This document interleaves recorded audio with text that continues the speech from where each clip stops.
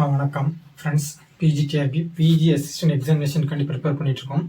இன்னைக்கு கிளாஸில் வந்து பார்த்தீங்கன்னா செகண்ட் ஆர்டர் டிஃபரன்ஷியல் ஈக்குவேஷன், அதாவது யூனிட் 1 மேத்தமெட்டிக்கல் ஃபிசிக்ஸில் செகண்ட் ஆர்டர் டிஃபரன்ஷியல் ஈக்குவேஷனில் போன பர்டிகுலர் இன்டெக்ரல் எப்படி கண்டுபிடிக்கிறது அப்படிங்கிறத பார்க்க போகிறோம்.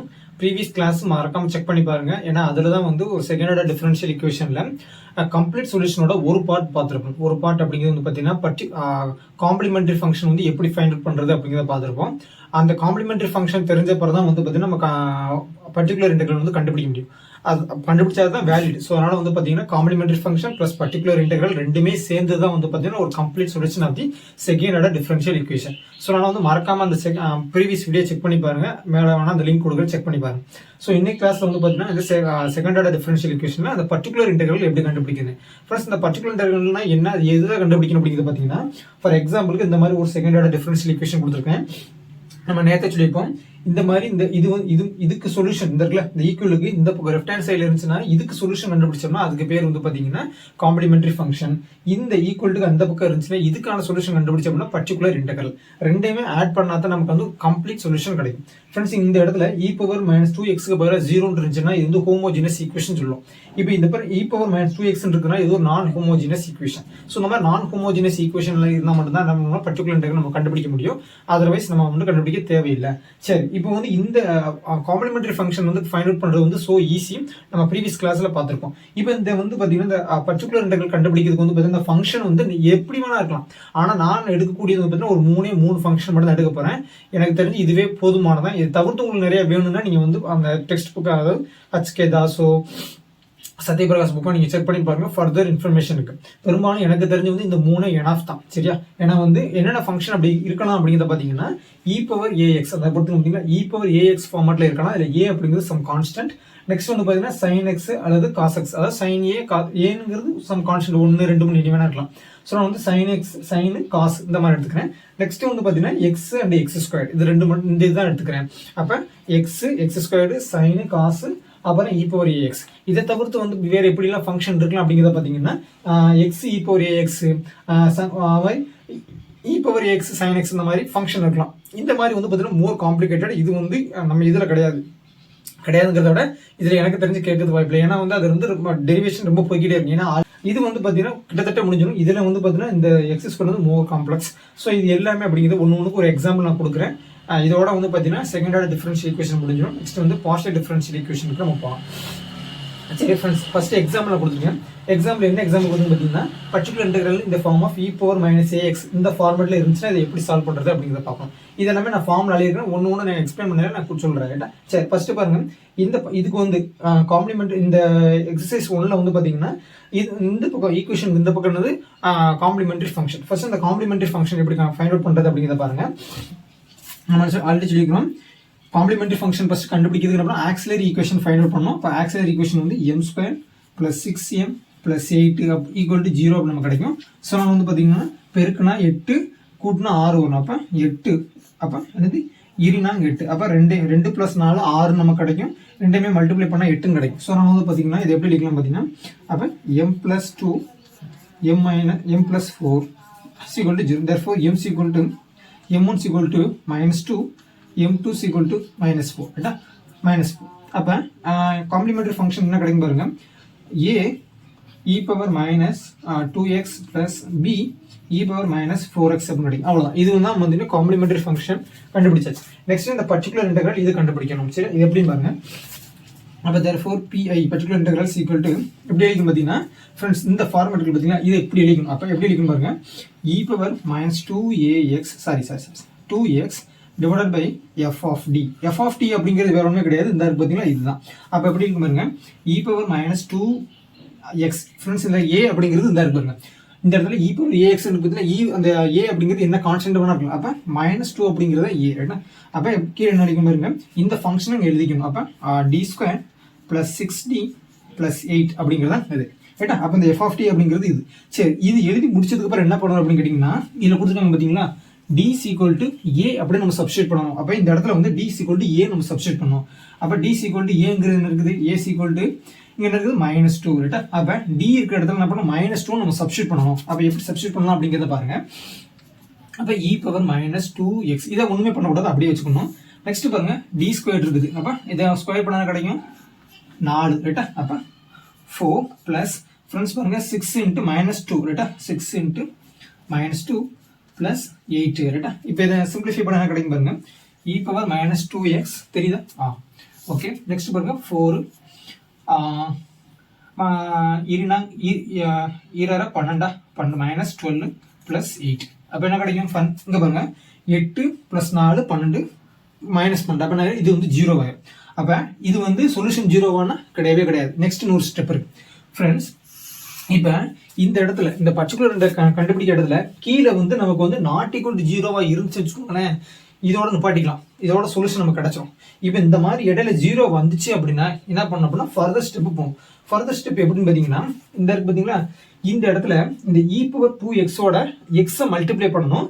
கீழே என்ன பண்ணணும், இந்த ஃபங்க்ஷனை வந்து ஒரு தடவை டிஃபரன்ஷியேட் பண்ணணும். அப்போ பாருங்க, அப்போ x into e power -2x divided by, இப்போ இது என்ன பண்ணும் ஒரே ஒரு தடவை டிஃபரன்ஷியேட் பண்ணணும். அப்போ என்ன வரும் 2d + 6 அப்படின்னு நமக்கு கிடைக்கும் ரைட்டா. இப்போ என்ன பண்ணணும் திரும்பி அகைன் t = -2 சப்ஸ்டிட் பண்ணோம். அப்போ x into e power -2x divided by -4 + 6 ரைட்டா. அப்போ என்ன கிடைக்கும் பாருங்க x into e power -2x divided by -4 + 6 அப்படின்னா 2 கிடைக்கும். அப்போ ஆன்சர் வந்து பார்த்தீங்கன்னா x divided by 2 e power -2x ரைட்டா. அப்போ கம்ப்ளீட் சொல்யூஷன் வந்து பார்த்தீங்கன்னா y = complementary function plus pi = என்ன கிடைக்கும் காம்ப்ளிமெண்டரி ஃபங்க்ஷன் இருக்குல்ல a e power -2x plus b e power -4x plus x divided by 2 e power -2x. இதான் வந்து பார்த்தீங்கன்னா கம்ப்ளீட் சொல்யூஷன் ஃப்ரெண்ட்ஸ். ஓகேவா?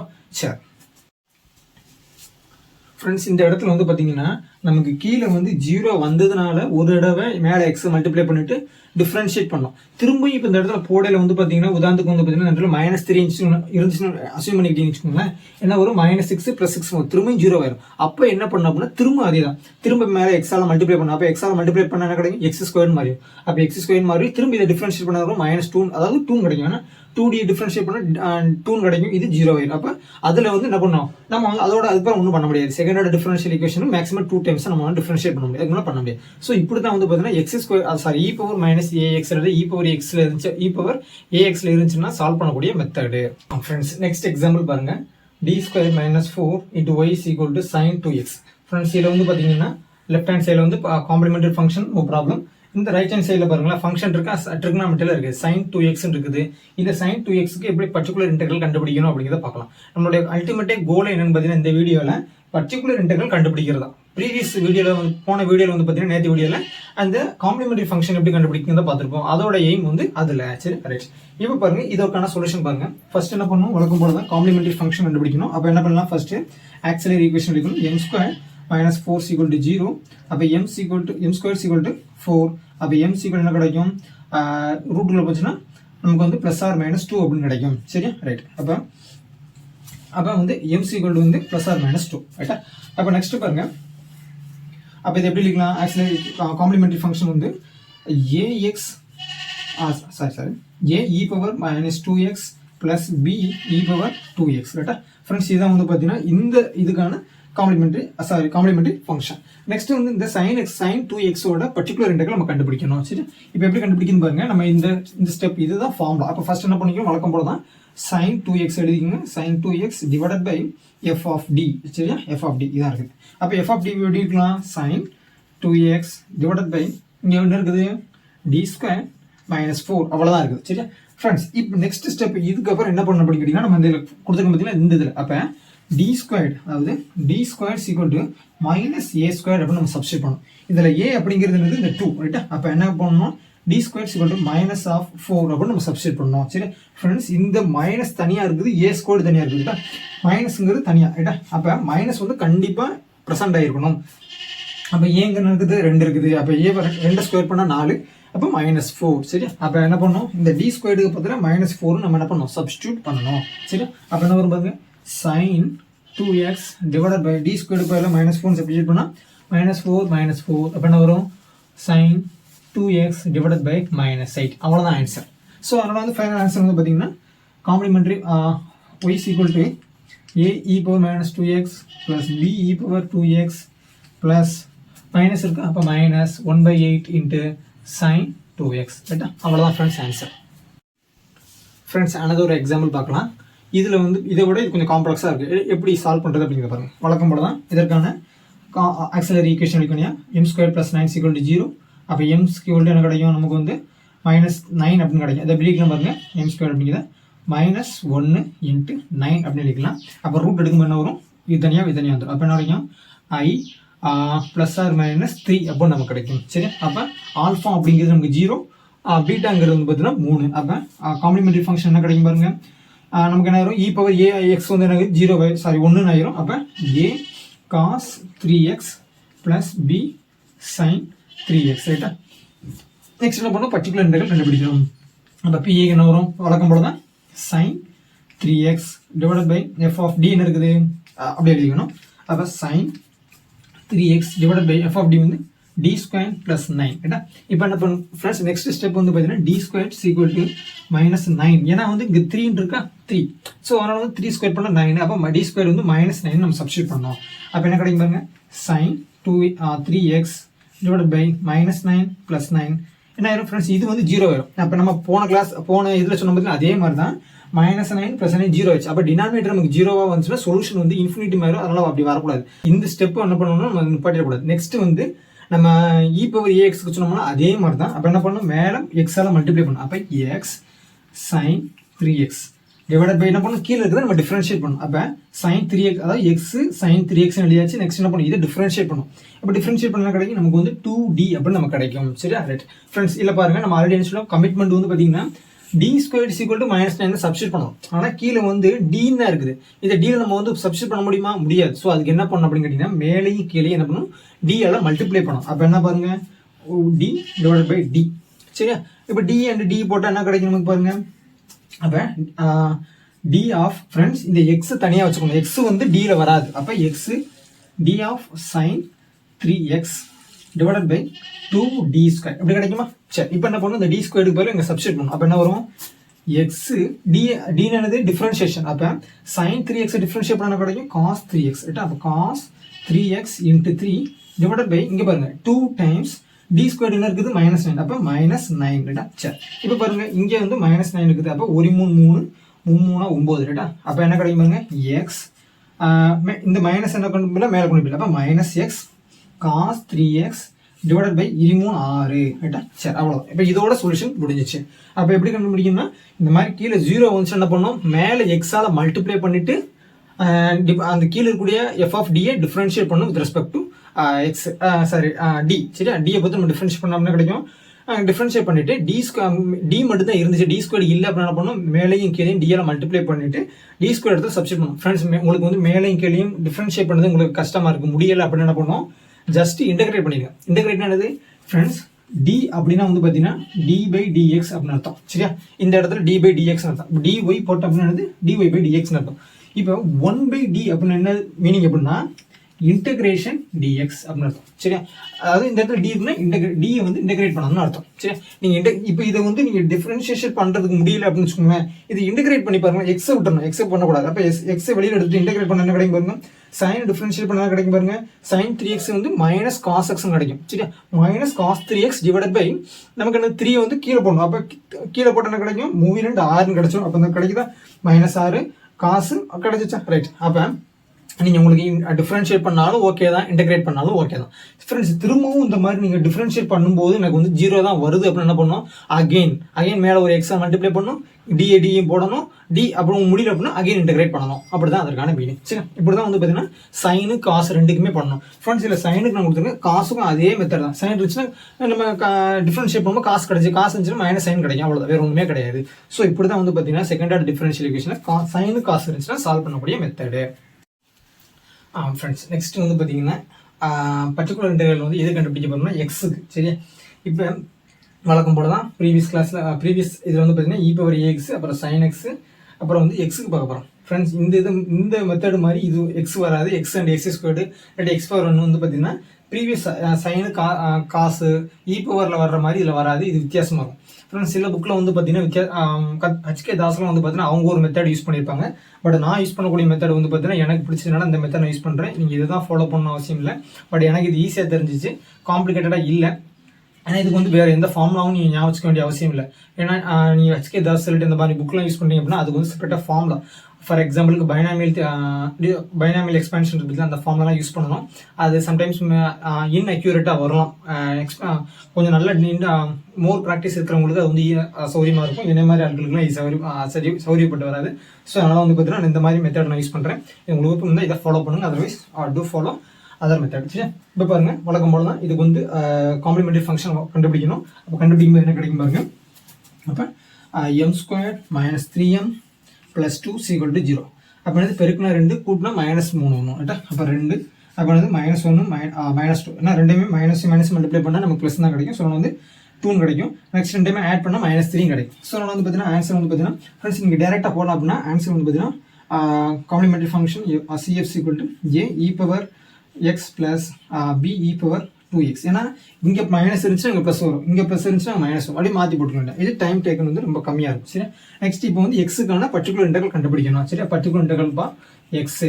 சரி, இப்போ எக்ஸுக்கு என்ன பண்ணணும் அப்படின்னா ஃபர்ஸ்ட் இந்த எக்ஸுன்னு இந்த பக்கம் எழுதிக்கணும். எக்ஸுன்னு எழுதிக்கிட்டு நெக்ஸ்ட் என்ன பண்ணுங்க அப்படின்னா f(d) × x அப்படின்னு எழுதிக்கணும். சாரி, எக்ஸ் கிடையாது, f(d) × c0 + c1x அப்படி போட்டுக்கோங்க.